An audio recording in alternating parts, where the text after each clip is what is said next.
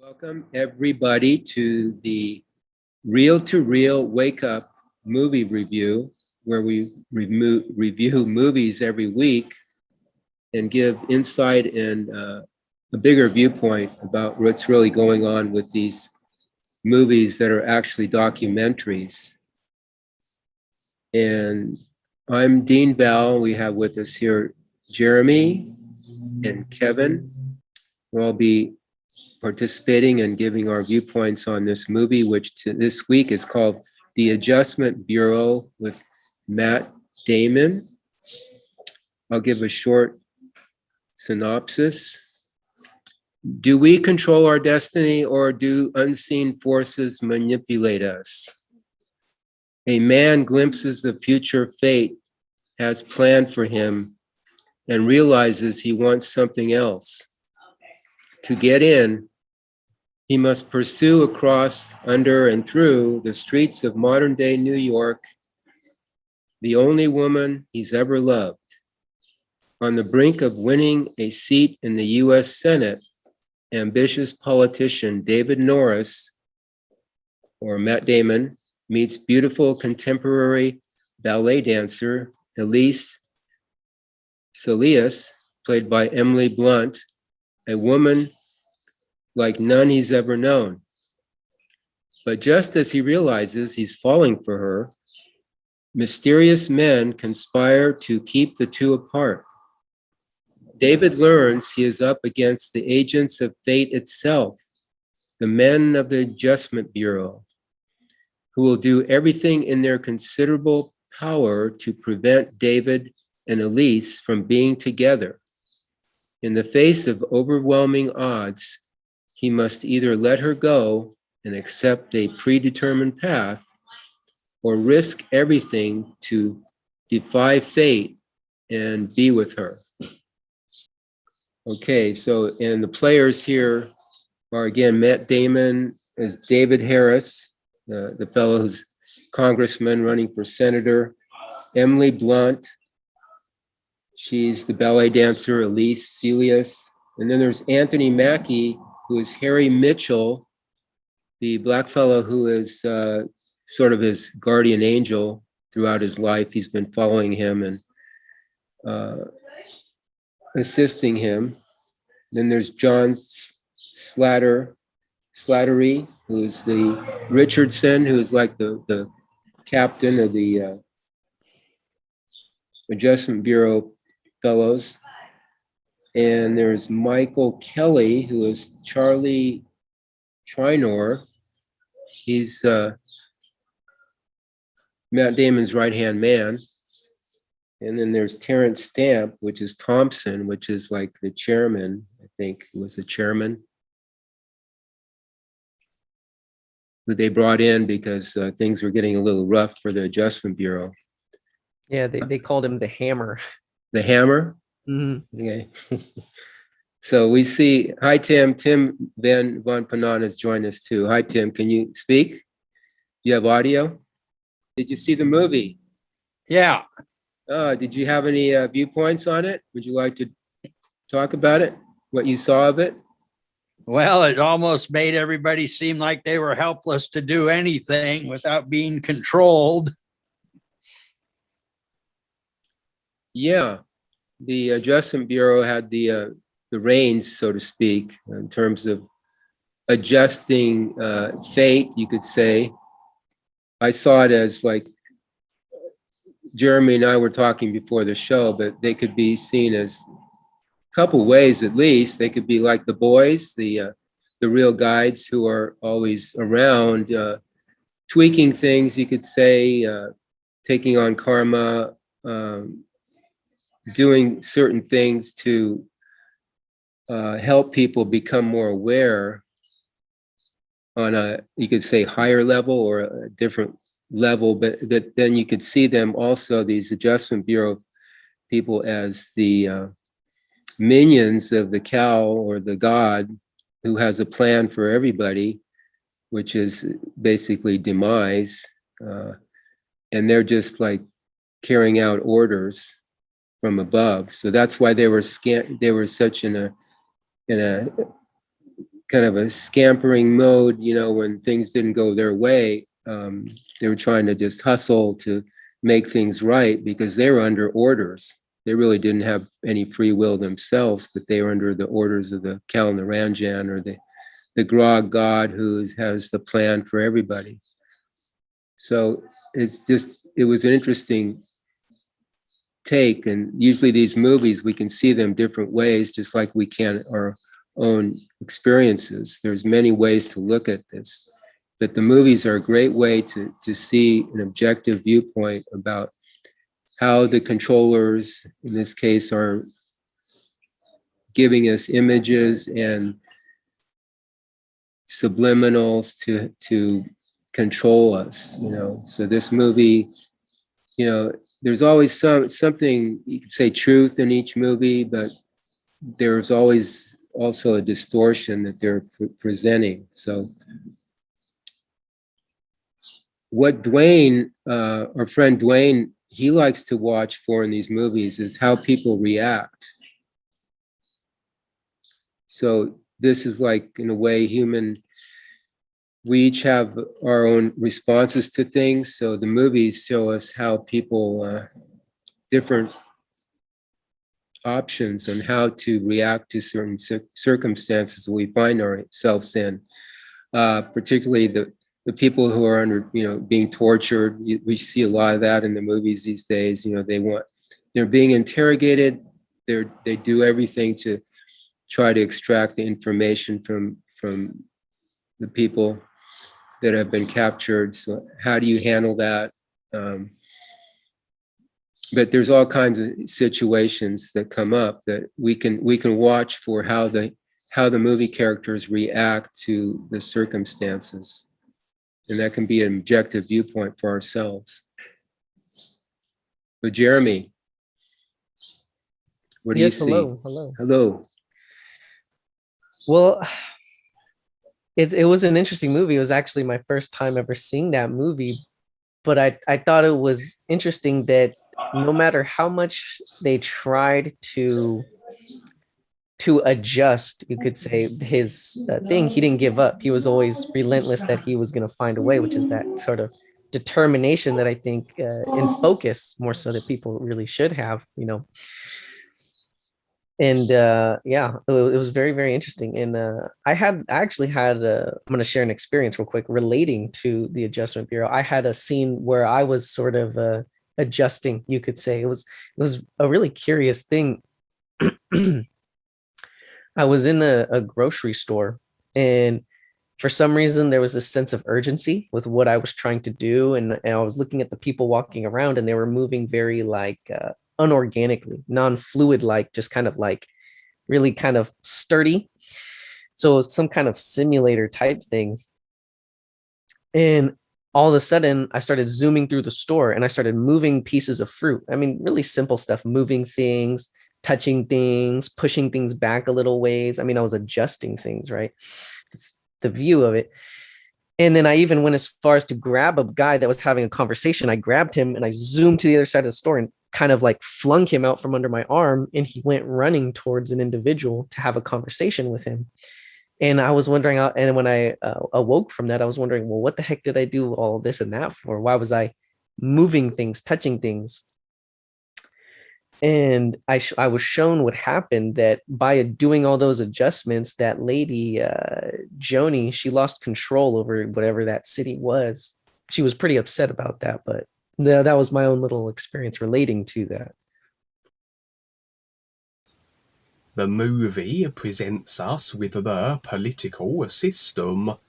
All systems of the world are designed for one purpose only, that being for control, with cause and effect being the creational simulator mechanic by which experience is generated, and every individual being the decider of the causes they set in motion, to create then an overall collective shared experiential effect situation. The overall causes that which is being decided by everyone must be the same or similar. With the world being reptilian controlled, this control is only possible through agreement. And so, the human race over lifetimes has agreed to the systems created by the reptilians, which in turn generates, through overall cause and effect agreement, a collective experience that is the human race controlled. And through agreement to systems that are based on destruction of the natural environment, the effect is just that, a deteriorating world. Agreement with these destructive systems are gleaned through marketing ploy. That which is presented that looks good on the surface, that secures agreement, but which is anything but, as experiential evidence, what's happening in the world would indicate. Agreement, which are the causes which create effect experience, individually and collectively, is gleaned also by where we place our attention and focus. And so, the systems, and indeed everything created by the reptilians, is packaged to captivate and allure us, to seize our attention and trawl agreement. They are marketed as though they are essential, are necessary, as in the political systems that we see in the movie. Matt Damon playing the role of David Norris, giving his pretty speeches, captivating everyone's attention, gleaning agreement, perpetuating the control systems overall that the political system is a part of. For in fact, if we look at the indigenous peoples, if we look at the animals, they don't need any systems, and they are fine. Life is just about awareness.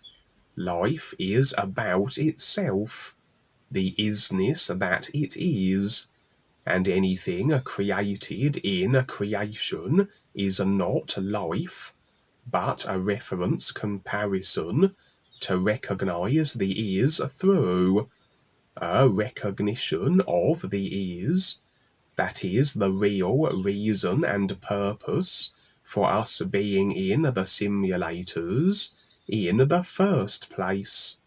And anything that isn't supporting of the natural environment, which is the is expressed in creation, anything that is destructive of it, doesn't make sense according to life or the awareness that we all are.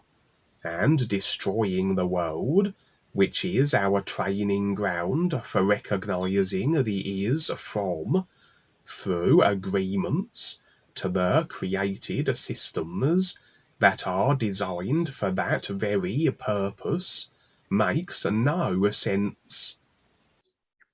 Well, the pretty speeches and all that, and the whole thing here, the program, he's trying to get away, he's choosing love over his political career because he prompted to be president and she was prompted to be the great ballerina. So if they fell in love together, then they would be forfeiting those positions. But each position is still in creation. And the movie appears to be that they're gaining their freedom and they're going their own way. They have free choice and free will, but they're still in creation, even though they've made their choice to not go with the plan. So there's still more for them to do. In other words, they may live out their life happily. Who knows what the next position for them is once they go with their position here with being together. But they're still in creation, so there's still work to be done. You could say there's still more to be done. But the movie gives you the appearance that everything's going to be okay now. So go ahead. Everybody else has something to say.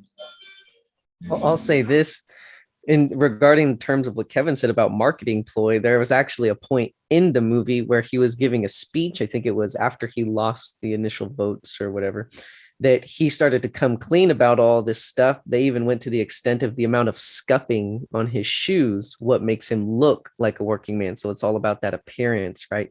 Even down to the color of his tie, which is silly, but it just shows, and it kind of tells you in an entertainment type way of the extent that they go to give you the appearance of whatever it is that will glean agreement.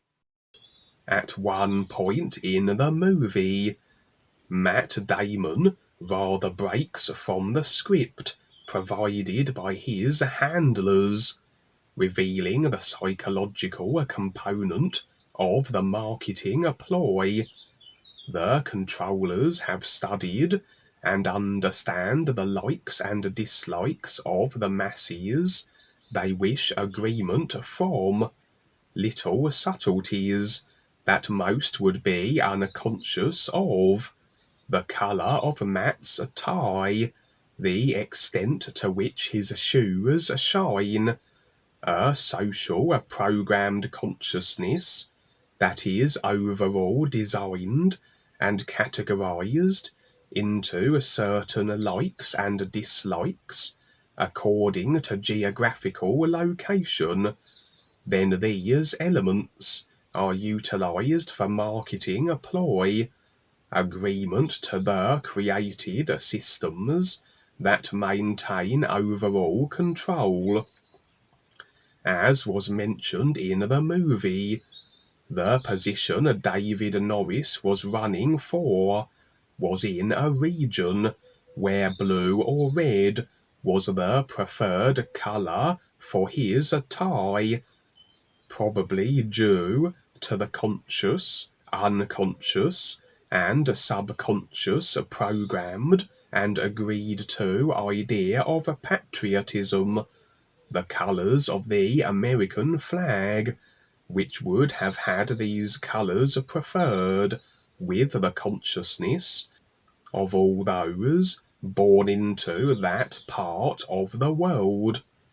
So not so much a case of the controllers studying human psychology and learning to determine consciousness preferences, but more that they have created the psychology through agreement and the social programming, and are utilizing it to maintain agreement to their control systems. I see that they didn't really care. The Adjustment Bureau, I mean, they kind of let it go. They're just doing their job, basically. It's not really real. Like, they didn't have a real purpose, so they just let it go. When Matt Damon went with the girl, just kind of let it go. And I also see that as the influence and how relationships work with, he just kind of went into one trap into another trap. You could say, you could look at it that way, where relationships and the personal self are prevalent here in the creation. I mean, in a way, you could say that, being a president, he was going to get out of himself in a way. He had a chance. And the way Elise was going to be the great dancer, so she would get out of herself and become something more.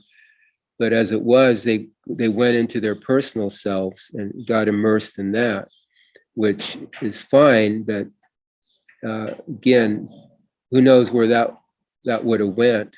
what that's going to go. But that's, you know, everybody's choice to have that experience. And one more thing, I noticed that she was the wedding crasher in the beginning of the movie, running from security. In the end, he crashed her wedding. So there's something there, I'm not sure, but that's kind of interesting how that came up 2 times there. I've got some background noise. The doors were interesting. The Adjustment Bureau, they had to have their hats on, so that's something there too. They had to have their, you know, something. There's something with that I see. And the doors, I think, was it a left-hand turn, right-hand turn? There's a difference. So there was a left, like a counterclockwise. Okay. So what do you see with that? The hats and the turning of the door. I mean, these are all like portals, you know, in a way, lifetimes, portals, whatever. It's kind of interesting. You see anything with that, Kevin? Perhaps quite literally, they've got their thinking caps on, and doesn't the blue represent generally the colour of the mental planes? So perhaps there's something there. Yeah, you know, the accessing of blue doors, accessing the literal level, and maybe the very fact they had their little thinking caps on as well made it so they were more aligned with that life level. I think the people with the hats, the controllers, they had to turn the key to the left, the handle to the left, I believe, and the other people had to turn it to the right, sort of thing. Doesn't right represent the future and the left represent the past? And the library, you know, everything was business. They had their business suits on, and everything was basically, they were, you know, in creation and doing creational things. They weren't really stepping outside and taking any risks or anything like Matt Damon was. And that's why his Bella, Anthony, or Harry, his guardian angel, so to speak, kind of admired that he stepped outside the bounds, and that's why he helped him, because he was taking some chances there. And to them, like Harry and the Adjustment Bureau, they kind of have a boring life to me, you know, like in the library all day or following people around and doing little things. Maybe not, but it seemed kind of boring. So somebody who steps out of the system, he kind of admired that. So he let him go. But in a way, he couldn't do anything else but let him go, because, again, he's limited to his work and his job. But he took a chance. And I don't know what happened to Harry. David Harris, he said, well, are you, at the end of the movie, he said, are you the controller, or whatever the name they used? Are you the guy? But Harry said no, but he was up there in the hierarchy somewhere. But it's just kind of interesting how he did let him go to do his thing, and that's kind of like the cow too, or the God and the plans he has for us. You know, he can't do anything without our agreement. And this movie shows that agreement is what most people have been led to believe, you know, to basically go along with things. So one good thing what Matt did, he did take the risk. That's like inspiring in a way. But he has more to do, a lot more to go, you know, like the Matrix. In the Matrix, Neo appeared to leave the Matrix, but he had a lot more to go, you know, a lot more to do. It's ongoing, this process. And here we see in the movie the manipulators, the real force behind world affairs, that which operates in the shadows and manages the systems of the world, where that which we see, the politicians on the stages, are but puppets. The politicians are controllers and reptilians in their own right, but certainly not those calling the shots. They just bring dictates from higher reptilian positions into legislation. The manipulation occurs throughout creation, not just the physical, but into parts that most are unconscious of. Agreements to created ideas results in taplining. Agreements to reptilian ideas, which the systems are, has you taplined from the astral and energy usurped, as the reptilians are able and need to do this, as their dysfunctional body types are incapable of generating this for themselves. That is a natural process with body forms usually. And the subconscious agreements, that which are ingrained through lifetimes to control, and the subliminals, that would be through the ethereal part of the personal self. And to have the awareness to see beyond the surface one-dimensional area of marketed ploy and deception would have you see what's really going on, the intent behind the surface actions. But to do that, you would have to step aside from a consciousness that is encapsulated within the illusion, an illusion of creational reality that is based on agreements to the controlling systems. And in the movie, we see the manipulators able to operate from the unseen, as the reptilian controllers do. The reptilians have the ability to move their awareness into the astral and manipulate the physical from there. We all have our awareness everywhere, as everything is awareness, but generally on the physical. Our awareness is locked into a physical body that is designed to process the construction of its consciousness into a holographic simulation that we experience. So while on the physical, we are rather locked into a virtual reality that the body creates, based on how we have decided the reality to be. When we sleep, our awareness is no longer within the physical virtual reality that the body vehicle generates.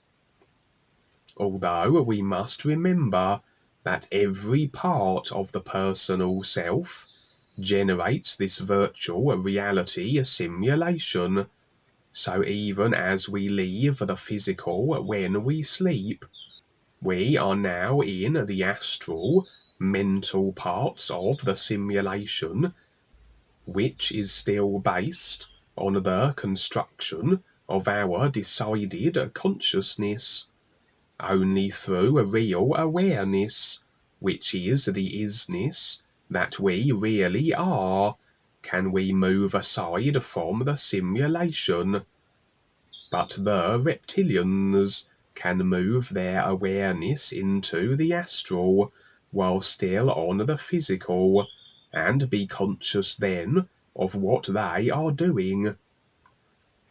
The scene where the manipulators were able to operate among the office workers unseen rather hinted at this, or perhaps a hint at time manipulation, the passage of time, which is really cause and effect. That Matt Damon could see them, however, suggested he was seeing more than the created illusion he had up until now agreed with, almost getting a peek behind the wizard's curtain, stepping outside of the bubble and seeing what actually is behind the scenes, much like you would through your real awareness.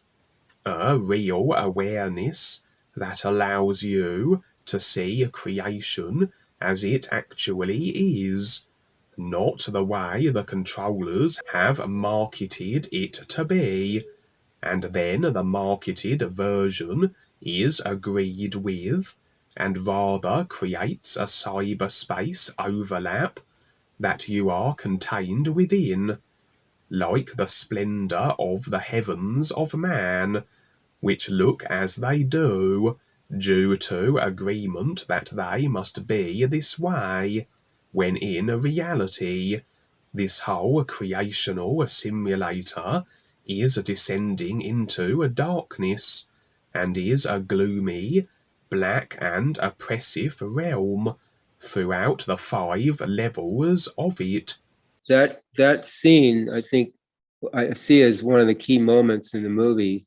So this is when he walks into his office, he goes by his secretary, says hi to another person. He doesn't notice that they're frozen, but then he walks into his office and he sees them working on Michael Kelly here, his friend, and everybody else is frozen. So that's like, how did that happen? He was just, doing his routine.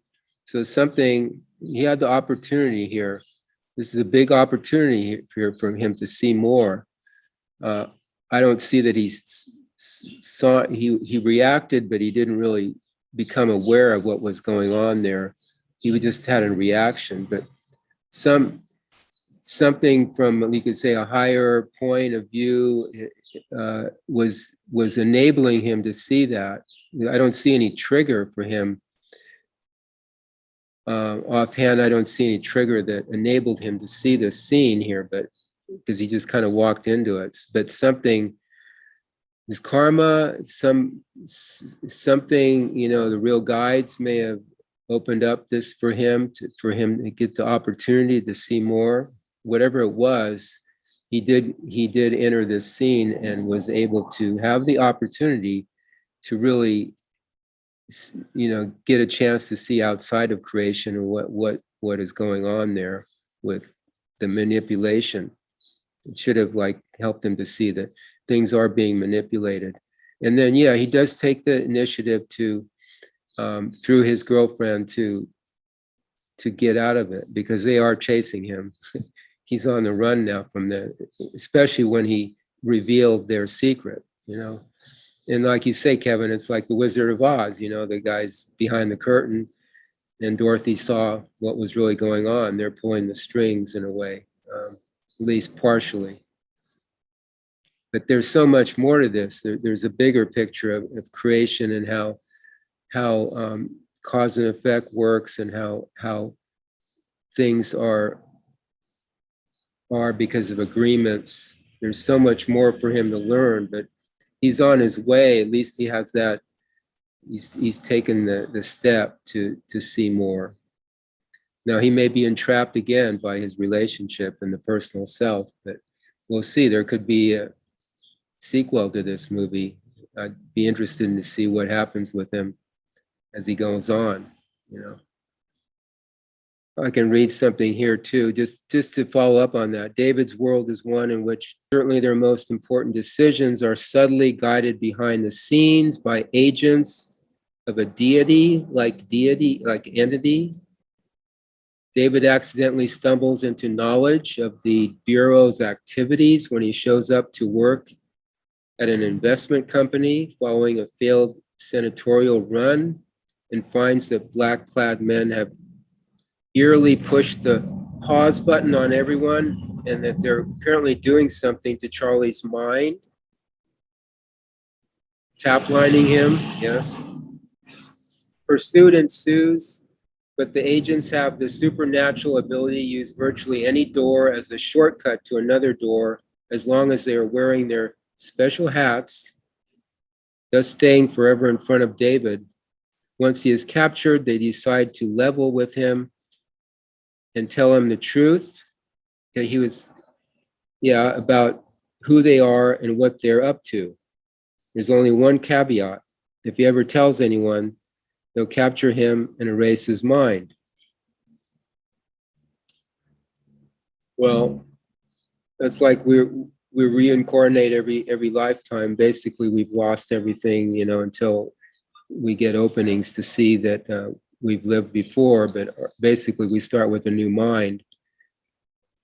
Eventually, David learns why these agents are doing what they're doing. Thompson tells David that throughout history, the chairman has periodically pulled back the influence of the Bureau's agents to see how well humanity would make decisions. Such pullbacks resulted in the worst periods of human history: the Dark Ages, World Wars I and II, the Holocaust, the Cold War. Conversely, the greatest periods of advancement in human culture, the Roman Empire, the Renaissance, the Enlightenment, were all products of the chairman taking a more active role in guiding human history through the workings of the Adjustment Bureau. Sounds like a marketing ploy here, that we need authority, we need this guidance from these people working behind the scenes. Which again, you could say, the boys do help us, but then again, there's the taplining aspect of the Kalam God and these other characters. The upshot, according to Thompson, is that apart from the chairman's benevolent subversion of humanity's self-destructive bent, the people of Earth would choose to destroy one another, which is why Thompson concludes, you don't have free will, David. You have the appearance of free will. And we talk about, and Dwayne talks about, free will is a bitch all the time. So actually, we don't need free will if we perceive the real universes and what is really reality. It's not necessary to have free will. This is in creation only, but in the real universes, it's a seeing, it's just a perception, it's a beingness.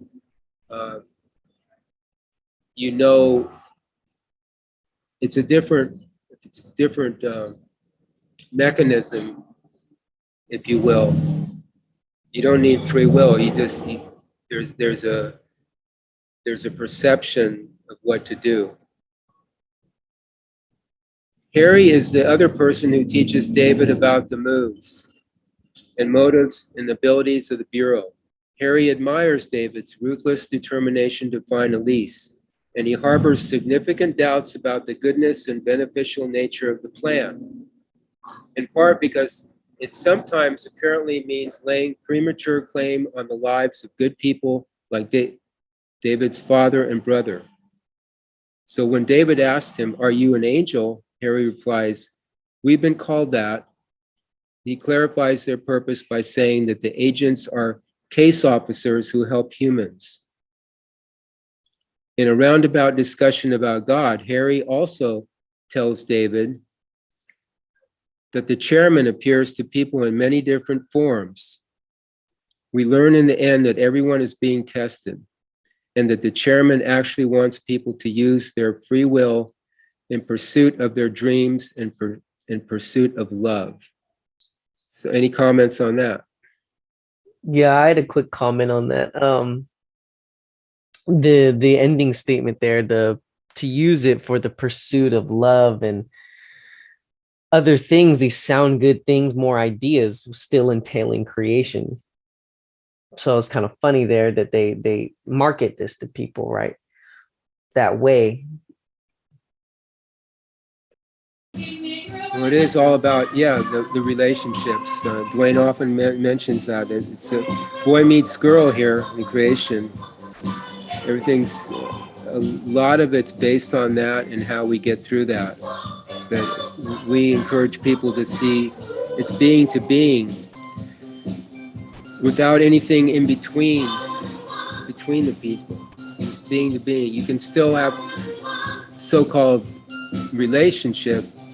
It's not really a relationship, but it's just being real with each other without those attitudes and ideas considerations, all this stuff that we add on to the relationship. We don't need that. We can just be like two stars in the sky and just being to being and have a real purpose.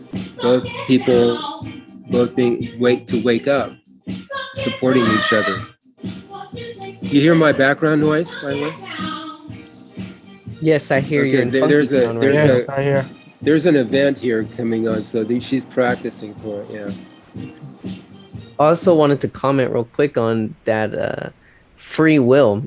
He said that free will is really a trap, that because life is an isness, so there's nothing that you could add to it or create that would add more to it. It's really, you're just doing the opposite. So this, people get really attached to this idea of free will that, oh, I want to decide, I want to have the choice. But all of that entails cause and effect. So that's still a creation because life is an isness. So the free will doesn't apply. And I think that strikes people as funny because people get really, like I said, attached to that free will, that they have the control or the power. Those come into play with that as well. Yeah, these are ideas, again, with feelings attached to them, like freedom, the freedom idea. We want to be free, but like you say, life is an isness, so it's just a matter of aligning yourself with this reality and just doing what you do. You don't need freedom, you don't need free will. It's just, you already are free, you already have everything you need because you're part of this reality that's complete. So you can move around in this reality, so to speak, through your perception, and explore and just use creation as a means to become more aware and help others to assist them to see more as well. And that's more or less what reality is. It's your support with each other. These being to being support with each other. The noise is so loud here. It's hard to hear. Go ahead. Social programming allows for prediction as to behavior patterns, as the controllers very much install the patterns of agreed to behavior through their social programming, and created and therefore predictive patterns of behavior make humans more manageable and farmable. Agreement to the controllers' created ideas over lifetimes has them able to mould human psychology into any form they want. Then they can manipulate and maintain agreement to their unfolding agendas through the psychology of a social consciousness they gleaned agreement to create. Like the man said in the movie, we can't read minds, but we can predict. In the movie, Matt Damon demonstrates very much risk-taking. The vast majority have been programmed to agree with very limited routines and patterns, generally provided by the social consciousness controlling engineers, which has then a very limited and routined cause-to-effect experience, individually and collectively, and in keeping with the desired outcomes that the controllers wish implemented, that can't be so without agreement.